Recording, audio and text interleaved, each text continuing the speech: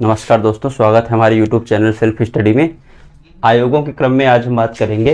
पिछले आयोग में हमने बात कर लिया था, कुछ आयोग थे, महिला आयोग, बाल संरक्षण आयोग, इंफॉर्मेशन कमीशन।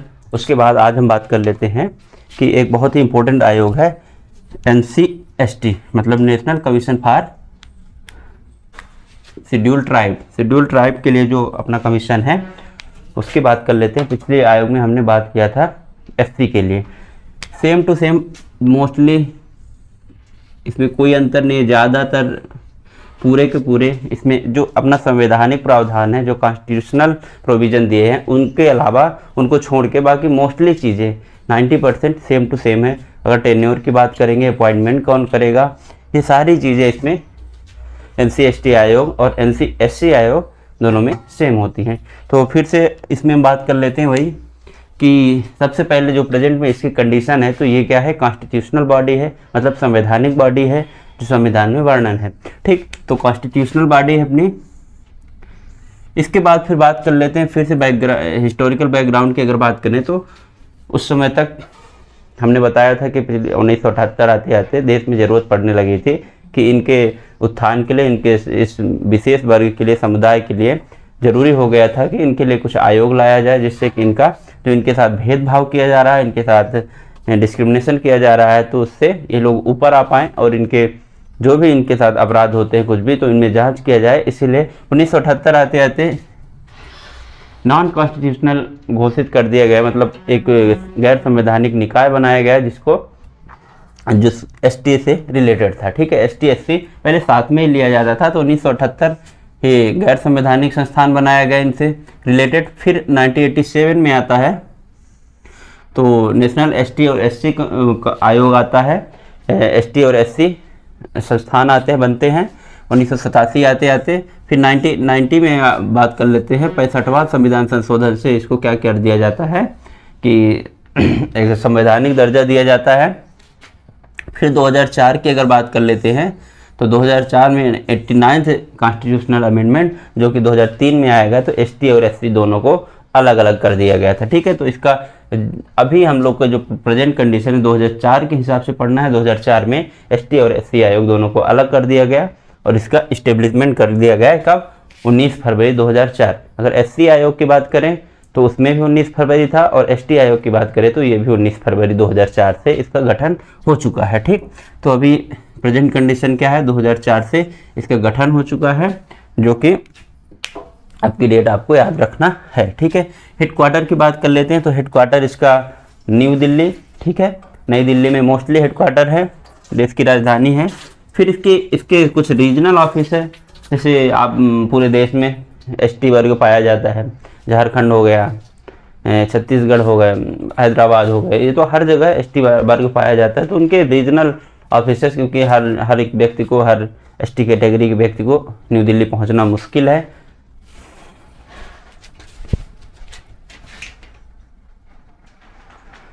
इसलिए हमारा रीजनल ऑफिस बनाए गए हैं, जो 6 जगह आपके रीजनल ऑफिस बने हैं पूरे ऑल ओवर कंट्री में। तो उनमें अगर बात कर लेते हो, मध्य प्रदेश में भोपाल में है, झारखंड की अगर बात करें तो रांची, रायपुर, जयपुर एंड हैदराबाद, और हैदराबाद में शिलांग और भुवनेश्वर में। ठीक है, तो भोपाल, रांची, जयपुर, शिलांग, भुवनेश्वर और रायपुर में ये इसके रीजनल ऑफिस है। जो वहाँ का कोई कंप्लेन हुआ ST से रिलेटेड कुछ भी हुआ तो उनमें काम आएगा ये आयोग, उनमें जा सकते हैं आप। आयोग के ये क्षेत्रीय कार्यालय। ठीक, अब सबसे इम्पोर्टेंट बात होती है किसी भी आयोग की स्ट्रक्चर की अगर हम बात कर ले तो 113, मतलब एक अध्यक्ष होगा, एक उपाध्यक्ष होगा और 3 सदस्य होंगे। ठीक है, तो अध्यक्ष को जो है कैबिनेट मिनिस्टर का दर्जा प्राप्त है, और उपाध्यक्ष को राज्य मंत्री का दर्जा प्राप्त होता है। और तीसरा नंबर जो होता है कि 3 जो सदस्य होते हैं उनको जैसे केंद्र सरकार के सचिव का दर्जा प्राप्त होता है। ठीक, तो ये स्ट्रक्चर की बात कर लेते हैं 113 में। तो स्ट्रक्चर की अगर हम बात करें तो स्ट्रक्चर में क्या है, इसमें स्ट्रक्चर में आपके एक अध्यक्ष होगा, एक उपाध्यक्ष और 3 अन्य सदस्य होंगे। ठीक है, अध्यक्ष को मैंने बताया कि कैबिनेट मिनिस्टर का दर्जा प्राप्त होता है, अध्यक्ष को और उपाध्यक्ष को राज्य मंत्री का दर्जा प्राप्त होता है, और 3 को सचिव का दर्जा प्राप्त होता है। ठीक है, मैक्सिमम ये 2 बार बन सकते हैं, मैक्सिमम इसके अध्यक्ष कितने बार बन सकते हैं?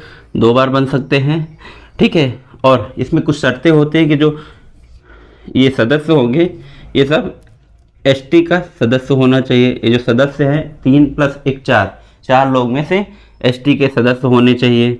मतलब सदस्य वो एसटी ही होना चाहिए, कहने का मतलब कि एसटी जाति से, जनजाति से आना चाहिए, ठीक। सदस्य सोशली और पॉलिटिकली वो एक्टिव होना चाहिए, किसमें? सर्विस में, ठीक है। कोई 2 एसटी का सदस्य होना चाहिए। 3 1 4 जो 4 हैं इनमें 2 तो एसटी होना कंपलसरी है, ठीक है। स्ट्रक्चर की बात हमने 1 1 3 कर लिया, जिसमें क्या है 2 कुल मिला के एसटी होना ही होना चाहिए, ठीक है। अब अपॉइंटमेंट और सैलरी की बात कर लेते हैं। तो अपॉइंटमेंट और सैलरी किसके द्वारा दी जाती है? तो प्रेसिडेंट द्वारा दी जाती है अपॉइंटमेंट कौन देगा? प्रेसिडेंट। और सैलरी भी इसकी निर्धारित कौन करेगा इनकी? तो प्रेसिडेंट द्वारा किया जाता है। टेन्योर की बात करते हैं, टेन्योर 3 ईयर, ठीक है। रिमूवल की बात करें तो रिमूवल कौन करेगा? प्रेसिडेंट ही करेगा। 2 तरीकों से रिमूवल को करेगा। देखिए आप, एक पहला हो गया, एक सुप्रीम कोर्ट का जांच करेगा, उसके बाद करेगा। एक बिना सुप्रीम कोर्ट के जांच करे बिना कर देगा रिमूवल। तो सुप्रीम कोर्ट की जब जांच करेंगे उसमें क्या? मिसकंडक्ट के आधार पर इनको कदाचार के आधार पर हटाया जाएगा। और जब नहीं, बिना जांच के, विदाउट इंक्वायरी, तो मेंटली डिस्टर्ब होना चाहिए, अगर ऑन ड्यूटी नहीं होना, कर्तव्य से बाहर होना चाहिए, मतलब नहीं करें तब बाहर कर देंगे, ठीक है। बैंकरप्ट अगर हो गए हो तब इनको हटाया जा सकता है, ठीक है। उसके बाद फिर बात कर लेते हैं रिपोर्ट। सबसे इंपॉर्टेंट बात है कि रिपोर्ट। अब रिपोर्ट ये किसको देंगे? सबसे नियुक्त इनको कौन किया? प्रेसिडेंट। हटाएगा कौन? प्रेसिडेंट। तो ये रिपोर्ट भी किसको देंगे? तो ये रिपोर्ट भी प्रेसिडेंट को देंगे। और प्रेसिडेंट क्या करेंगे? ये संसद के पटल में, पार्लियामेंट के पटल में इसको रखेंगे, ठीक। अब कुछ ऐसे प्रावधान हैं जो NCST राष्ट्रीय अनुसूचित जनजाति आयोग से रिलेटेड है। तो संवैधानिक उपबंध क्या है कमीशन में? तो कमीशन में उपबंध है आर्टिकल 338 में, इसका वो क्या हुआ डिस्क्रिप्शन है, वर्णन है। तो इसमें क्या है? एसटी आयोग होगा, एक एसटी आयोग होगा। ये कहाँ लिखा हुआ है? तो ये 338A में है, ठीक है। 338A कॉमन है सब में, 1 2 3 4 5 6 ऐसे आएगा आगे, ठीक है। तो आप देखते जाइएगा। 338 सब क्लास 1A, 338A सब क्लास 1, ठीक है। इसमें इस्टेब्लिशमेंट है। एक में क्या है? इस्टेब्लिशमेंट, इसका किसका? NCST का, ठीक है। 2 की अगर बात करें तो स्ट्रक्चर है, 2 में स्ट्रक्चर होगा, कोई चीज़ इस्टेब्लिशमेंट होगी फिर उसके बाद स्ट्रक्चर होगा। 3 में क्या है? अपॉइंटमेंट है, कौन करेगा? प्रेसिडेंट द्वारा, ठीक है। 4 में क्या है? प्रोसेस है, जो भी काम मतलब प्रोसेस करेगा ये आयोग, तो खुद से संज्ञान लेके खुद से प्रोसेस करना शुरू कर देगा, ठीक है। खुद के इसमें एकाधिकार है। 338A5 में क्या है? तो इसमें फंक्शन एंड ड्यूटी, 5 मतलब फंक्शन और ड्यूटी, मतलब उसके कार्य है और कर्तव्यों के वर्णन है, ठीक है। फिर उसके बाद रिपोर्ट की अगर हम बात करें तो रिपोर्ट है, एक रिपोर्ट किसको देंगे? रिपोर्ट की बात है 5D। इसमें रिपोर्ट किसको दिया जाएगा? प्रेसिडेंट को, ठीक। फिर प्रेसिडेंट जो संसद में रिपोर्ट को रखेगा, ये अगले भाग 6 में आएगा। 7 में आएगा रिपोर्ट संबंधित राज्यपाल को भेजेंगे। 8 में है आपका पावर ऑफ सिविल कोड। इनको क्या है? आयोग को, पर्टिकुलर NCST आयोग को क्या होता है? पावर ऑफ सिविल कोड होता है। अब सिविल कोड पावर होता है तो ये क्या कर सकते हैं? सिविल कोड का पावर हो गया आपके पास, तो मतलब किसी भी जैसे मामला हो गया, ठीक है, किसी को भी सम्मन भेज सकते हैं, कहीं से भी सम्मन भेज सकते हैं, ये सब सिविल कोर्ट को ये भी अधिकार होते हैं ना। तो यही वाले अधिकार इनको भी प्राप्त हो जाते हैं। किसी को भी सम्मन भेज सकते हैं, किसी को मतलब कहीं से भी डॉक्यूमेंट जुटाने की बात कर सकते हैं, ठीक है। और कोई अगर शपथ पत्र जैसे एफिडेविट है उसकी भी जांच कर सकते हैं। तो जितने भी सिविल कोर्ट को अधिकार प्राप्त होते हैं, डॉक्यूमेंट्स की जांच करना, पूछताछ करना, सम्मन भेजना, कहीं से भी किसी को भी किसी के कोर्ट मतलब पूछताछ करने के लिए बुला लेना, तो ये सारे अधिकार इनको 338A8 में है, ठीक है। 9 में क्या है? आयोग से सलाह। अगर जैसे मान लीजिए केंद्र सरकार हुआ या फिर राज्य सरकार हुआ है, वो लोग बनाना चाहते हैं कोई नियम या फिर कानून एसटी से रिलेटेड, तो वो रिकमेंडेशन ले सकते हैं किससे, आयोग से। ठीक, तो एक बार फिर से हम जल्दी जल्दी देख लेते हैं संवैधानिक उपबंध कौन कौन से हैं। ए में क्या है, एसटी आयोग होगा, एक में है स्टेब्लिशमेंट, दो में है स्ट्रक्चर, तीन में आपका अपॉइंटमेंट, चार में है आपका प्रोसेस है, पाँच में है फंक्शन है, छः में जो है आपका रिपोर्ट है, और प्रेसिडेंट छः में है, प्रेसिडेंट संसद में रिपोर्ट को रखेगा, ये छः में है, सात में है रिपोर्ट है जो राज्यपाल को भेजा जाएगा, एंड आठ में है पावर और आप सिविल कोड। ठीक है, नौ में है आपका आयोग से रिकमेंडेशन या फिर सलाह। ठीक, सलाह लेना, सजेशन लेना। ठीक, तो इस तरह हमने बात कर लिया है संवैधानिक उपबंध। अब फिर आगे बात कर लेते हैं कि कौन कौन इस उसका अध्यक्ष रह चुका है NCST का। NCST के अध्यक्ष की बात करें तो कुंवर सिंह टेकाम फर्स्ट थे, फिर उसके बाद उर्मिला सिंह, वो फर्स्ट वुमेन। ये आपको याद रखना, सारे आपको याद रखने की ज़रूरत होती ही नहीं। तो उर्मिला सिंह फर्स्ट वुमेन, रामेश्वर उरांव ये 2 बार रह चुके, इसलिए याद रखना है। नंद कुमार शाही रह चुके हैं, और फिलहाल जो याद करना है जो सबसे इम्पोर्टेंट है अभी प्रेजेंट, तो प्रेजेंट कौन है अध्यक्ष, हर्ष कुमार चौहान। ठीक है, इतनी बातें हमने इसमें कर लिया। फिर इसके बाद एक बहुत ही इंपॉर्टेंट आता है आपका चर्चा में रहा, इसको लास्ट में देखेंगे, PESA act provision on the panchayat extension to the schedule caste. ठीक, तो इतनी बातें हमने किया। सारे स्टेब्लिशमेंट पता है आपको, बैकग्राउंड थोड़ा सा पता है, ईयर पता है, कौन टेन्योर है किसका, कितना कार्यकाल है, और कितने कौन अपॉइंट करता है, कौन कैसे हटाता है, सब आपको पता होगा। ठीक है, अब यहाँ पे हम बात कर लेते हैं कि जो मध्य प्रदेश, अब MPCST Madhya Pradesh commission for schedule tribe. ठीक है, शेड्यूल ट्राइब की बात कर रहे हैं। ठीक है, जन जाति, ये सब जनजाति की बात है, पिछली वाला जनजाति। ठीक है, तो इस्टेब्लिशमेंट 29 जून 1995, अगेन 1995 पहले ही बन गए थे। देखिए पहले ही क्या हुआ था कि स्टेट में लागू किया जाएगा धीरे धीरे चीज़ें, फिर वो सीधे जाके आयोग के लिए बनी थी। ठीक है, फिर स्ट्रक्चर की अगर हम बात करें 1+2, इसके अगर अब देखा जाए तो एक अध्यक्ष होगा, 2 अशासकीय सदस्य होंगे वही, और एक इसमें केंद्र सरकार सचिव, जो इसमें लिखा है ना,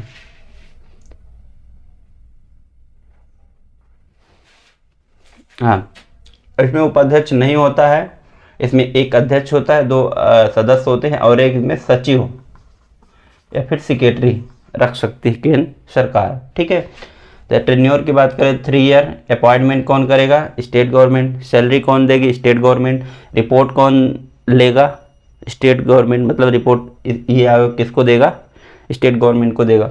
ठीक है, अब स्टेट गवर्नमेंट फिर क्या करेगी, ये विधानमंडल में उसको रखेगी इस रिपोर्ट को, और उसमें चर्चा होगी। ठीक है, प्रेजेंट में जो है गजेंद्र सिंह राजू खेड़ी, ये बहुत इंपॉर्टेंट है कि प्रेजेंट में जो चेयर अध्यक्ष हैं कौन है, गजेंद्र सिंह राजू खेड़ी हैं, मध्य प्रदेश के MPCST के अध्यक्ष। ठीक है, फिर बात कर लेते हैं क्या, लास्ट में हम बात कर लेते हैं थोड़ा सा कि सारी चीज़ें हमने पढ़ लिया है, फिर उसके बाद इसमें कार्य क्या है, इसके कार्य तो आप सबको पता ही, जो आयोग के आपका NCSC में है वही NCST में भी है। तो इनमें कार्यों की बात कर लेते हैं। देखिए तो क्या होगा, किसी भी कंप्लेन जो ST से रिलेटेड जितने भी मामले हैं उन कंप्लेनों को जांच करना। ठीक है, फिर कंप्लेन के बाद फिर बात कर लेते हैं कि और क्या, तो और इसमें जैसे ST से रिलेटेड कोई भी मुद्दा हुआ, कोई भी कंप्लेन हुआ, कोई उनके साथ अगर गलत हुआ, उनका संवैधानिक राइट छीना गया है, वो भी उनको जांच करने का अधिकार है, किसको, इस आयोग को। ठीक है, और अगर कोई अगर मान लीजिए देश में नई जनजाति है तो उसको शामिल करवाने का सिफारिश कौन करेगा, ये आयोग के द्वारा किया जाएगा। आर्टिकल कितने आर्टिकल 342 के तहत। ठीक है, रिसर्च एंड डेवलपमेंट का जो भी जितने भी प्रोग्राम है रिसर्च एंड डेवलपमेंट ST से रिलेटेड, तो ये इसी में देखा जाएगा। ठीक है, झूम खेती, इंपॉर्टेंट ये है कि झूम खेती को कम करने की ये ST लोगों को ये प्रोग्राम चलाएंगे, आप झूम खेती मत करिए क्योंकि इससे पर्यावरण को नुकसान है आप, क्योंकि तो झूम खेती को रुकवाना को इन्हीं का ये कार्य में आता है NCST के। ठीक है,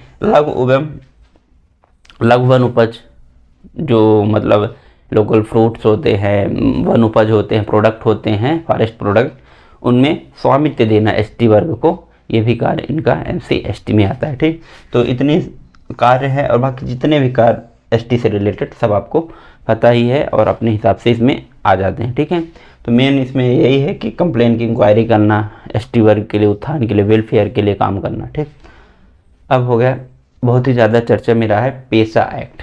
पेसा एक्ट क्या है? तो पेसा का फुल फॉर्म है provision on the panchayat extension